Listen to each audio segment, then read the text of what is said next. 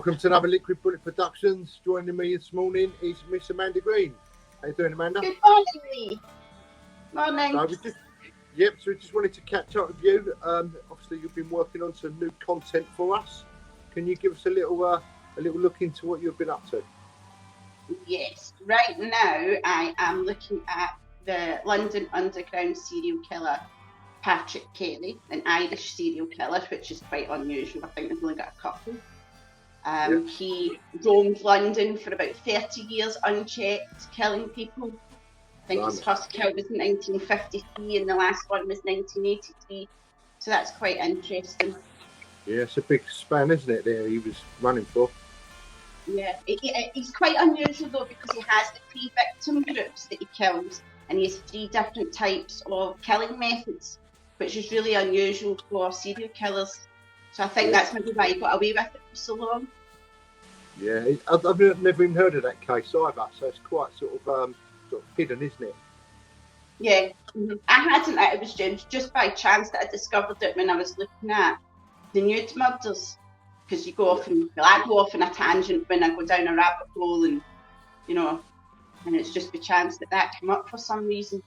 But yeah, it was when I started looking at it, I was quite surprised, especially the period of time that he got away with it.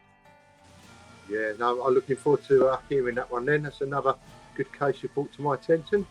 Yeah, I'll get that recorded this afternoon because it's all finished. It just needs recorded. Yeah, I had another little rumour, Amanda. You're working on another high-profile case as well. Is that correct? Yeah, I'm quite excited about this one. I'm going to be looking at Percival's murder conviction for Dean Shell. I think that's definitely another miscarriage of justice case. There's quite a lot going on there to unpack. You've got the Supergrass testimony yet again used as the main basis as a conviction. Essex Boys. So it's quite a big one. So it is. I'm looking forward to looking into that one. Yeah, I think there was. I think Ricky wrote a book on it as well, didn't he? Essex Boys, The Next Generation, and there's also a film made as well, isn't there, about it? Yeah, something blood. I can't remember, but I think it was not a New Blood or something like that. I don't really watch those films; they're a bit crap. But I might watch it just because I'm looking into the case. But I prefer looking at the facts and getting the court documents dug out and getting in touch with people that are in the know. It'd be good to speak to his legal team or his appeal lawyer. It might even be good to speak to Ricky himself if that's possible. But I'll try and dig out what I can over the next few weeks and see what I can turn up for us, because it is quite a massive case. And I don't know why it doesn't get the acknowledgement like the Essex Boys case does. Yeah. Because to me, when you look at it in the face of it, it's massive what went on there. And it just seems to really pick it up for some reason. And once again, it's just like the Essex case conviction. Isn't it just he's been convicted on the word of a Supergrass and that's it, isn't it, evidence-wise? But it's even worse there because this Supergrass was in the middle of his own murder trial for that murder, and then he went, "Oh, hold up, wait a minute! Don't charge me. It was him." I mean, how's that even possible? But so to me, that's actually worse than what went on with Adam Nichols. Yeah. But that's just my opinion. But we'll see. We'll see what I can dig up. Okay. So, Amanda, can I just ask you, how do you do all your research and all your sort of looking into these cases? So what methods and how hard is it to get the information? Your bare facts, it's an internet search and see what comes up, or talking to people and seeing what they give you and trying to confirm it. News articles, court records. It's just trawling wherever you can. Now, as you say, Ricky's got a book out there. That would be good to look at. That's coming straight from him. But it's the verifying the facts that's the hard bit, because there can be loads of stuff put out there, but that doesn't mean to say it's all true. So then you've got to trawl through. And I try and, at least if I find a fact, get 2 other sources that saying the same thing. And then I can say, well, it's not just came from one place, so there's a high probability it's going to be right. Your court documents obviously is a big one for these kind of cases, if you can get a hold of them, because that's a matter of public record, and somebody somewhere is meant to have investigated it properly.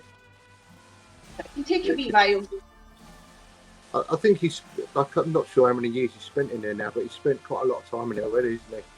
In prison. Well, he was convicted in 2006, and I think his rate is 26 or 28. So do the math. My math isn't great. What's that?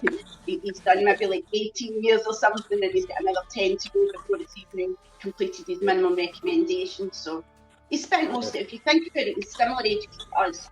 So he spent most of his adult life locked away. Yeah, it's a hell of a long time. If that's the crime you haven't committed, if that's a miscarriage of justice, that's I know. It's a terrible waste of life. That doing time for something you haven't done. So. Obviously, our criminal justice system thinks that's okay because they're not even willing to look at it again for them, are they? Yeah. Yeah. I was going to say he passed the lie detector test already, hasn't he? Yes, he did. But there is people that think that he's fooled that he, practiced so he could pass it. I don't know. I mean, is it possible? Was it Jeremy Kyle level? Was it professional level?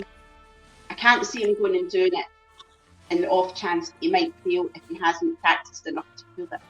But who knows? Might be worth looking into lie detectors and just what the standard is and how that plays into things as well, which is quite interesting in itself. Yeah. So, Amanda, you've obviously just finished the Nude Murders case. How did that go for you? That was a very interesting one, that was. Yeah, we didn't pick a great one to start with. That was really complicated. We had multiple victims, multiple suspects that I didn't even know that we had. Gangland connections, police officers' names thrown in the hat, Welsh serial killers, and then it was like madness once I started looking at it. Because in the face of it again, I didn't realise that was as big as it was. Yeah. You've got Jack the Ripper in the East End of London, who everybody knows about, and all the suspects. But then you've got Jack the Stripper that was in West, who was probably as prolific, if not more, and hardly anybody really bothers with him. That I don't get how that happens with similar cases that they just got overlooked. Yeah, it's like brushed under the carpet almost, wasn't it? Especially as one of the suspects was a famous boxer and actor, Freddie Mills. So how did that get brushed under the carpet a little bit? I don't know. I mean, there's also names out there. One of the detectives that arrested a couple of the great train robbers, he was also a suspect. Yeah. Don't hear about it. I didn't even know that until I started looking into it. So, but every single one of them, you look at and think, oh, that's a possibility.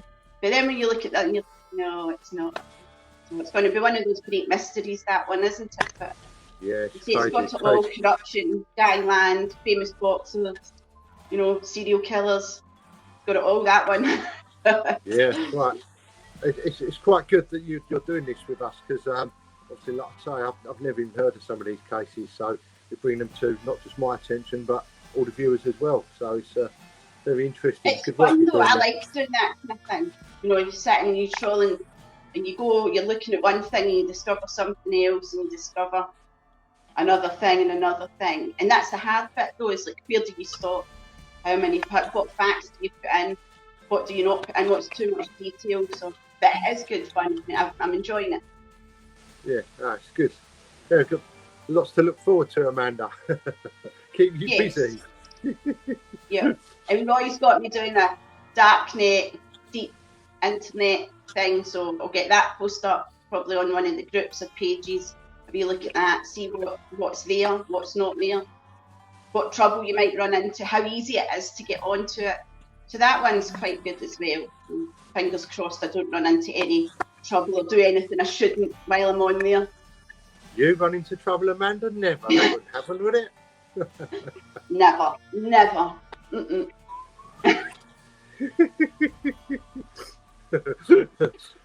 All right, Amanda. Thanks for coming on and giving us a little update. Appreciate everything you're doing, and we'll catch up soon. You have to go and subscribe to the channel. You have to hit the notification bell, and we want a thumbs up and all the content, please.